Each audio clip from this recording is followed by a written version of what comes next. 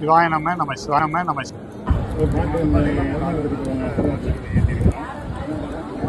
காரணம் என்னன்னா எதுவுமே பண்ணலாம் கூட அந்த ஆத்மாவுக்கு ஒரு மோட்சம் ஏற்படும். அது பெரிய பாக்கியம். நம்ம இறந்த பிறகு பணம் வச்சு சீக்கிரம் வைக்கிறோம் அப்படின்னா அது எல்லா நாளும் கும்பிடனா கூட மாலை வந்தாமா மறந்து வச்சுக்கணும் தெரிய கொடுக்குறாங்க. இந்த நாள் எல்லாருமே கும்பிடுங்க. முன்னோர்கள் முக்கியம். இறந்து போனவங்க தான் நினைக்கக்கூடாது. ஆத்மாவை அவங்க நல்ல விஷயம் பண்ணுவாங்க. இப்போ இறந்து போனவங்களாம் என்ன சொல்கிறோம், பேயா இருக்கிறாங்க, துஷ்டமாக இருக்காங்கன்னு சொல்கிறாங்க. அப்படி இல்லை, நம்ம குடும்பத்துக்கு நல்லது பண்ணுவாங்கள்ல. நம்மளை உருவாக்குனது செஞ்சது வச்சிருந்தோன்னா நம்ம முன்னோர்கள் தான். அந்த முன்னோர்களுக்கு நம்ம தீபம் ஏற்றுறோம்.